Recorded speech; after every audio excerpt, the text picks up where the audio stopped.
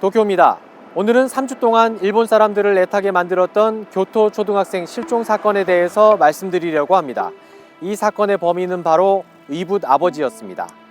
실종됐던 11살 유키군의 시신이 발견되면서 수사가 급물살을 탔고 결국 경찰이 계부를 추궁한 끝에 자백을 받아냈는데요. 사실 사건의 핵심 용의자가 계부라는 사실 말고는 밝혀진 게 없었습니다. 死体遺棄事件の被疑者として足立優輝37歳男性を通常逮捕するとともに捜査本部を設置の上本件の全容解明を図ることに。 유키군의 시신이 발견되기 전 여러 번 옮겨진 이유, 살인 동기와 공범 유무, 사망 원인 등이 남은 의문점이라고 말씀드렸는데요. 이제부터 새로 드러난 사실을 하나씩 말씀드리겠습니다. 우선 경찰은 시신 발견 직후 정밀 부검을 실시했는데도 사망 원인을 특정할 수 없었다고 했습니다. 하지만 이후 계보를 체포해 조사하는 과정에서 목을 졸라 죽였다는 진술이 나왔습니다. 하지만 언제, 어디서 범행을 저질렀는지 구체적인 경위는 여전히 알려지지 않고 있습니다. 그런데 계부 체포 이틀 뒤 경찰이 자택 근처 공중화장실과 그 뒤쪽 개천을 조사하는 모습이 목격됐습니다. 관광버스 이용객들이 많이 사용하는 곳인데 밤에는 인적이 아예 없는 곳이라고 합니다.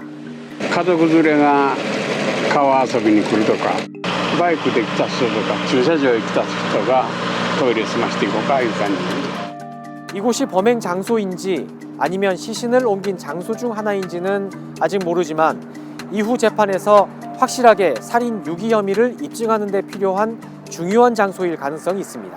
이 화장실의 위치도 시사하는 점이 있습니다.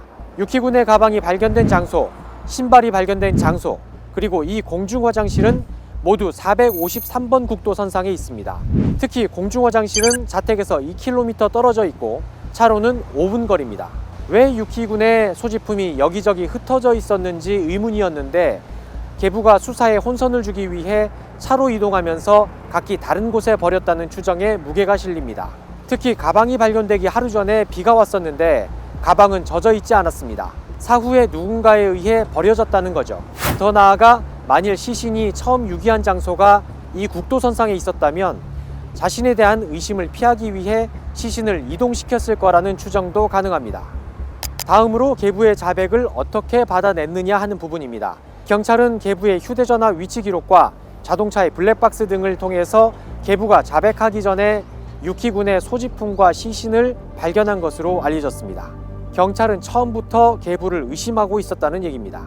아동학대나 가정폭력 신고는 없었지만 의심할 만한 이유가 있었습니다. 단서는 실종 첫날에 있었습니다. 지난달 23일 계부가 유키군을 학교에 바래다 줬다고 한 시간은 오전 8시쯤이고요. 학교에서 친모에게 유키군이 등교하지 않았다고 알린 시간은 오전 11시 50분쯤입니다. 그런데 학교에서 이 사실을 친모에게 알리기 전에 계부가 자신의 지인에게 아이가 없어졌다고 전화를 했던 사실을 경찰이 알아낸 겁니다. 경찰이 차 블랙박스를 조사해보니 실종 당일 영상 일부가 삭제돼 있었고 계부가 자신의 휴대전화로 블랙박스 영상 녹화 중지 및 삭제 방법과 시신 유기 방법 등을 검색했던 사실도 추가로 확인됐습니다. 여기서 중요한 건 검색 시점과 범행 시점의 선후 관계가 될 것 같습니다. 만일 범행 전에 시신 유기 방법을 검색했다면 계획 범죄가 될 수 있고요. 검색 시점이 범행 이후라면 우발적인 범죄 가능성도 따져봐야 하기 때문입니다. 마지막으로 범행 동기입니다. 사건의 실체에 한 발씩 다가가고는 있지만 여전히 왜 유키군을 죽였는지 그 이유는 알려진 게 없습니다. 말씀드린 것처럼 학대나 가정폭력 신고도 없었습니다. 다만 기자들의 취재를 통해 단서가 될 수 있는 정황들은 나오고 있는데요. 우선 유키군은 주변에 계부에 대한 불만을 드러낸 적이 있었다고 합니다. 집에 이상한 아저씨가 있는 건 참을 수 없다, 이런 얘기도 했었다고 하는데요. 두 사람의 관계가 원만하지 않았고 갈등이 있었을 거라고 추정해 볼 수 있는 대목입니다. 지난해에도 이상한 일이 있었다고 하는데요. 친모와 계부, 유키군은 따로 살다가 지난해 유키군의 증조 할머니가 사는 본가로 들어왔습니다.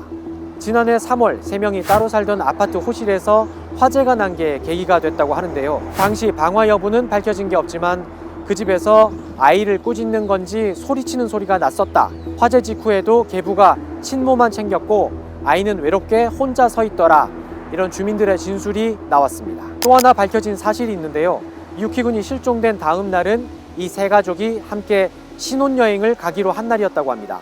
이날 끔찍한 사건이 일어난 것과 어떤 관련이 있을 가능성도 있어 보입니다. 그동안 두 사람 사이에 어떤 일이 있었는지 정확한 진실은 유키군의 친모만 알고 있을 텐데요. 앞으로 경찰 조사에서 구체적인 사실이 밝혀질 것 같습니다. 시신이 발견된 장소 근처에는 학교 친구들과 학부모, 시민들이 올려둔 꽃들이 수북하게 쌓였습니다. 한 꽃다발 아래는 다시 태어나면 누구보다 행복해지길 이라고 적힌 리본이 달렸습니다. 채 꼽히지 못한 어린아이의 삶이 왜 이곳에서 멈춰야 했는지 의문이 남지 않는 수사가 이루어지길 바랍니다.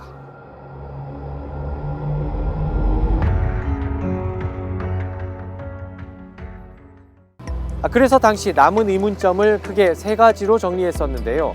여기서 더 밝혀진 것과 여전히 궁금한 점에 대해 애프터 8뉴스를 통해 말씀드리려고 합니다. 우선 사건 개요를 간단히 말씀드리겠습니다. 교토 난탄시에 살던 초등학교 5학년 유키군이 실종된 건 지난달 23일입니다. 마지막 목격자는 지난해 말 유키군의 친모와 재혼한 계부였습니다. 그는 실종 당일 오전 8시쯤 아이를 차에 태워 학교에 바래다 줬다고 진술했지만 유키군은 등교하지 않은 걸로 확인됐습니다.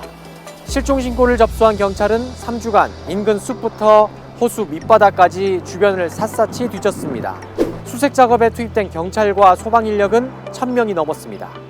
실종 엿새 뒤인 3월 29일 학교 서쪽 숲에서 먼저 책가방이 발견됐고 4월 12일엔 다른 곳에서 유키군이 신었던 운동화가 나왔습니다.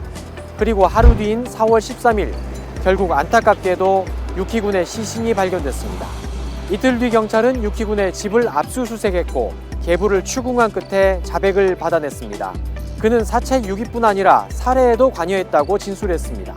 死体遺棄事件の被疑者として足立優樹37歳男性を通常逮捕するとともに捜査本部を設置の上本件の全容解明を図ることに 여기까지가 8시 뉴스에서 전해드렸던 내용입니다. 유키군의 시신이 발견되기 전 여러 번 옮겨진 이유, 살인 동기와 공범 유무, 사망 원인 등이 남은 의문점이라고 말씀드렸는데요. 이제부터 새로 드러난 사실을 하나씩 말씀드리겠습니다. 우선 경찰은 시신 발견 직후 정밀 부검을 실시했는데도 사망 원인을 특정할 수 없었다고 했습니다. 하지만 이후 계보를 체포해 조사하는 과정에서 목을 졸라 죽였다는 진술이 나왔습니다. 하지만 언제, 어디서 범행을 저질렀는지 구체적인 경위는 여전히 알려지지 않고 있습니다. 그런데 계부 체포 이틀 뒤 경찰이 자택 근처 공중화장실과 그 뒤쪽 개천을 조사하는 모습이 목격됐습니다. 관광버스 이용객들이 많이 사용하는 곳인데 밤에는 인적이 아예 없는 곳이라고 합니다. 家族連れが川遊びに来るとかバイクで来た人とか駐車場へ来た人がトイレ済ましていこうかいう感じ。 이곳이 범행 장소인지 아니면 시신을 옮긴 장소 중 하나인지는 아직 모르지만 이후 재판에서 확실하게 살인 유기 혐의를 입증하는 데 필요한 중요한 장소일 가능성이 있습니다. 이 화장실의 위치도 시사하는 점이 있습니다. 유키군의 가방이 발견된 장소, 신발이 발견된 장소, 그리고 이 공중화장실은 모두 453번 국도선상에 있습니다. 특히 공중화장실은 자택에서 2km 떨어져 있고 차로는 5분 거리입니다. 왜 유키군의 소지품이 여기저기 흩어져 있었는지 의문이었는데 계부가 수사에 혼선을 주기 위해 차로 이동하면서 각기 다른 곳에 버렸다는 추정에 무게가 실립니다. 특히 가방이 발견되기 하루 전에 비가 왔었는데 가방은 젖어 있지 않았습니다. 사후에 누군가에 의해 버려졌다는 거죠. 더 나아가 만일 시신이 처음 유기한 장소가 이 국도선상에 있었다면 자신에 대한 의심을 피하기 위해 시신을 이동시켰을 거라는 추정도 가능합니다. 다음으로 계부의 자백을 어떻게 받아냈느냐 하는 부분입니다. 경찰은 계부의 휴대전화 위치 기록과 자동차의 블랙박스 등을 통해서 계부가 자백하기 전에 유키군의 소지품과 시신을 발견한 것으로 알려졌습니다. 경찰은 처음부터 계부를 의심하고 있었다는 얘기입니다. 아동학대나 가정폭력 신고는 없었지만 의심할 만한 이유가 있었습니다. 단서는 실종 첫날에 있었습니다. 지난달 23일 계부가 유키군을 학교에 바래다 줬다고 한 시간은 오전 8시쯤이고요. 학교에서 친모에게 유키군이 등교하지 않았다고 알린 시간은 오전 11시 50분쯤입니다. 그런데 학교에서 이 사실을 친모에게 알리기 전에 계부가 자신의 지인에게 아이가 없어졌다고 전화를 했던 사실을 경찰이 알아낸 겁니다. 경찰이 차 블랙박스를 조사해보니 실종 당일 영상 일부가 삭제돼 있었고 계부가 자신의 휴대전화로 블랙박스 영상 녹화 중지 및 삭제 방법과 시신 유기 방법 등을 검색했던 사실도 추가로 확인됐습니다. 여기서 중요한 건 검색 시점과 범행 시점의 선후 관계가 될 것 같습니다. 만일 범행 전에 시신 유기 방법을 검색했다면 계획 범죄가 될 수 있고요. 검색 시점이 범행 이후라면 우발적인 범죄 가능성도 따져봐야 하기 때문입니다. 마지막으로 범행 동기입니다. 사건의 실체에 한 발씩 다가가고는 있지만 여전히 왜 유키군을 죽였는지 그 이유는 알려진 게 없습니다. 말씀드린 것처럼 학대나 가정폭력 신고도 없었습니다. 다만 기자들의 취재를 통해 단서가 될 수 있는 정황들은 나오고 있는데요. 우선 유키군은 주변에 계부에 대한 불만을 드러낸 적이 있었다고 합니다. 집에 이상한 아저씨가 있는 건 참을 수 없다, 이런 얘기도 했었다고 하는데요. 두 사람의 관계가 원만하지 않았고 갈등이 있었을 거라고 추정해 볼 수 있는 대목입니다. 지난해에도 이상한 일이 있었다고 하는데요. 친모와 계부, 유키군은 따로 살다가 지난해 유키군의 증조 할머니가 사는 본가로 들어왔습니다. 지난해 3월 3명이 따로 살던 아파트 호실에서 화재가 난 게 계기가 됐다고 하는데요. 당시 방화 여부는 밝혀진 게 없지만 그 집에서 아이를 꾸짖는 건지 소리치는 소리가 났었다. 화재 직후에도 계부가 친모만 챙겼고 아이는 외롭게 혼자 서 있더라. 이런 주민들의 진술이 나왔습니다. 또 하나 밝혀진 사실이 있는데요. 유키군이 실종된 다음 날은 이 세 가족이 함께 신혼여행을 가기로 한 날이었다고 합니다. 이날 끔찍한 사건이 일어난 것과 어떤 관련이 있을 가능성도 있어 보입니다. 그동안 두 사람 사이에 어떤 일이 있었는지 정확한 진실은 유키군의 친모만 알고 있을 텐데요. 앞으로 경찰 조사에서 구체적인 사실이 밝혀질 것 같습니다. 시신이 발견된 장소 근처에는 학교 친구들과 학부모, 시민들이 올려둔 꽃들이 수북하게 쌓였습니다. 한 꽃다발에는 다시 태어나면 누구보다 행복해지길 이라고 적힌 리본이 달렸습니다. 채 꼽히지 못한 어린아이의 삶이 왜 이곳에서 멈춰야 했는지 의문이 남지 않는 수사가 이루어지길 바랍니다.